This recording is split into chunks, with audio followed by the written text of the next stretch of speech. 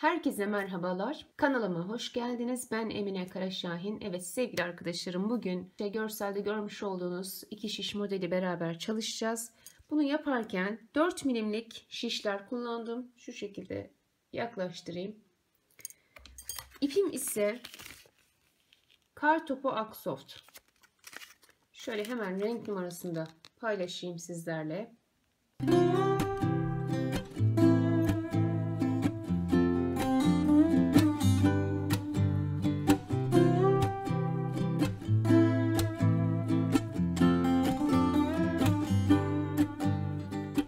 Dördünün katları şeklinde ilmeklerimi attım. Şöyle küçücük bir parçada sizlere göstermek istiyorum. İlk ilmeğimi örmeden alıyorum. Burada birinci sırada baştan sona kadar ters örelim.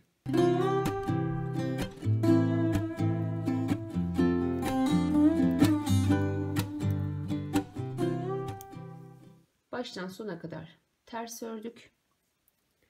Modelimizin ön yüzündeyiz. Şimdi modelimizi koyacağız arkadaşlar. Kurulumunu yapacağız. Burada biraz dikkat edersek bundan sonrası kolay. İlk ilmeği örmeden aldım. İkinci ilmeği aynı yerden bir daha çıkarıyorum. 2. Şişime 2 tane sardım. Bir ters ördüm. Şuradan bakın. Şuradan değil, bir altından çıkarıp bu şekilde aldık. Tekrar bir ters daha ördüm. Şimdi burası bir sütun. Şöyle göstereyim. Bakın. Ters ördük. Şu ters şurada. Şurayı ördük şu anda bakın. Şu. Şimdi ikinci sütuna başlayacağız. İkinci sütun şuradan başladığını düşünelim arkadaşlar. Şöyle şuradan. Bakın oradaki belirgin çizgiler şurası. Buraya bir desek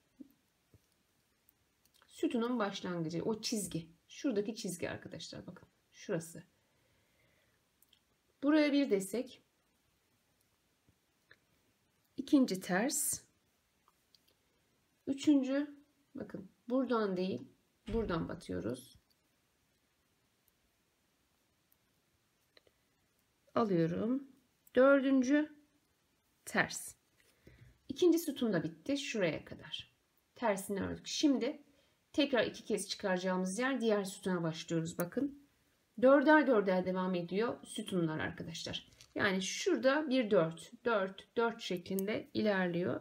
Şimdi diğer sütuna başlarken içinden 2 tane çıkarıyorum. Buna 1 diyelim. İkincisi ters. Üçüncü bakın bir alttan giriyoruz. Bu 3. Dördüncü tekrar ters. Bir sütun daha bitirdik.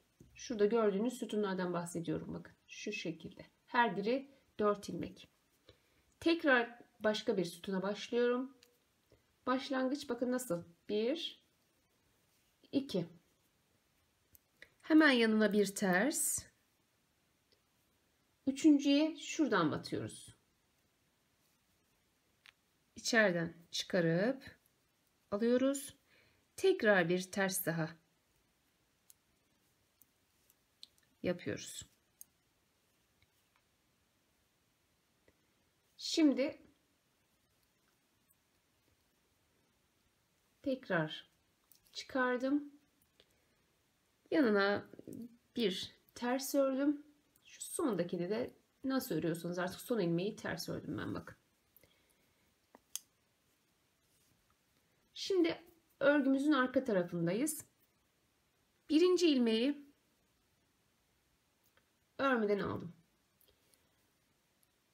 Düz ördüm. Şimdi şurada sardığımız ilmeği açıyorum. Bakın. Bunu açıyoruz. Diğerleri düz olacak. Bakın. 1. Bu da düz. Yalnız şöyle alacağız. 2. 3 tane düz. Bunu açıyoruz. Şöyle açıyoruz. 1 2, 3. 3 düz. Dördüncü sardığımız zaten açıyoruz.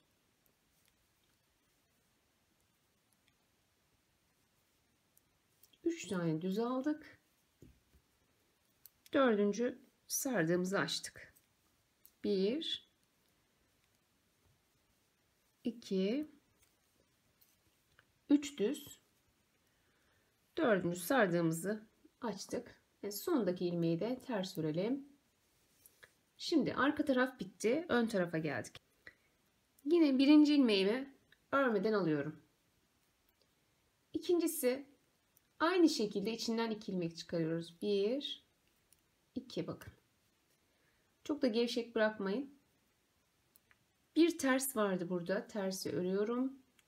Şurada bakın alttan çıkarmıştık hatırlarsanız. Şimdi yine şöyle bakarsanız şurada alttan giriyorum.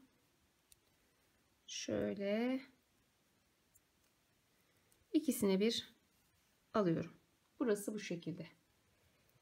Tekrar bir ters. Bir sütun bitti. Şimdi ikinci sütuna başlıyorum. Bakın.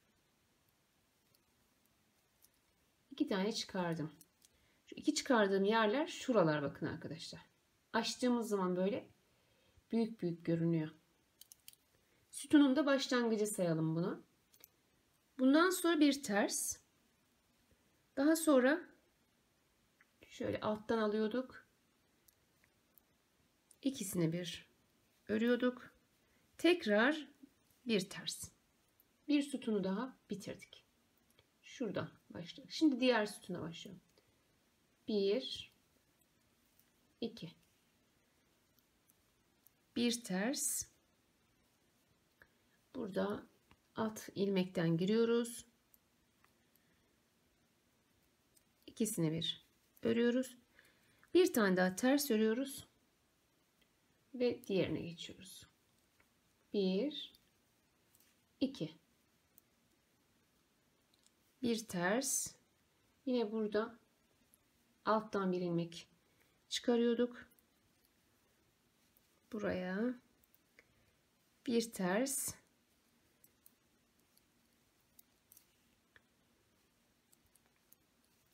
Evet, şu sondaki 2'yi ters ördüm. Şimdi örgümüzün arka tarafındayız. Arka yüzündeyiz. Bakın birinciyi örmeden aldık. Arka taraf çok kolay arkadaşlar. Düz ördük. Şurada sardığımız ipi açıyoruz arkada. Gerisi hep düz. Bunu açıyoruz. Gerisi düz. Bakın düz. Bunu da bu şekilde şuradan şişimizi şuradan sokarak düz yapıyoruz.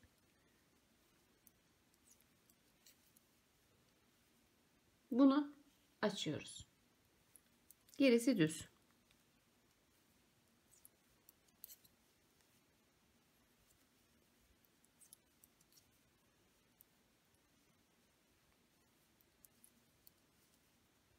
Düz.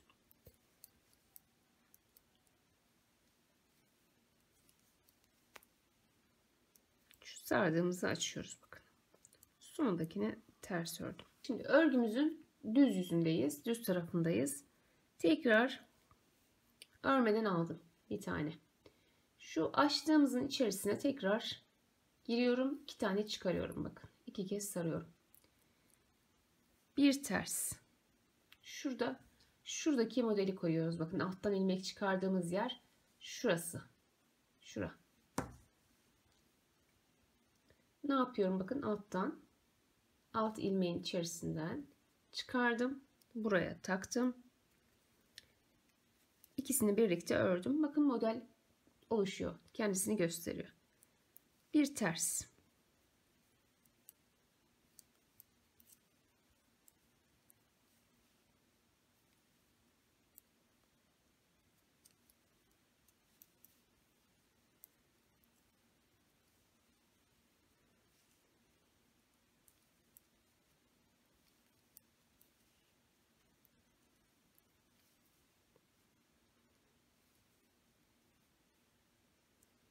Ben de konuşmaktan yoruluyorum arkadaşlar. Bir de çok fazla sizi de yormak istemiyorum çok konuşarak. Şunu alayım şöyle. Yavaş yavaş şöyle konuşmadan da biraz göstereyim istedim.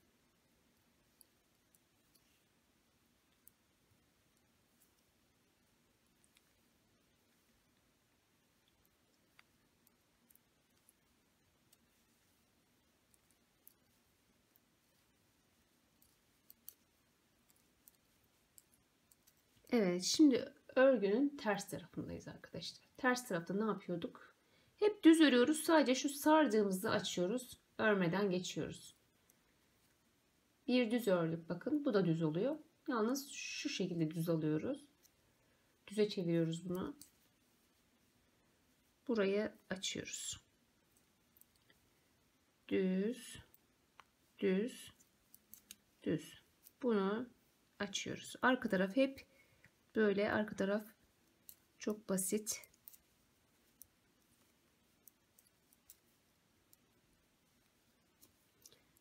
Model basit aslında arkadaşlar. Güzel bence, gösterişli ama basit. Evet, düz ya da ters nasıl alıyorsanız son kısımları o şekilde alın. Örgümüzün yine düz tarafındayız bakın. Şöyle bir iki daha göstereyim, kapatalım. Bakın sütuna başlarken örneğe 1 2 aldık. Bir ters, ilmeğin altından beraber alıyorum. Tekrar bir ters. Bir sütun bitti bakın burada. İkinci sütuna başlarken yine sütun dediğim şu. İçine giriyorum. 1 2 2 tane çıkardım. Ters, ilmeğin altından girdim.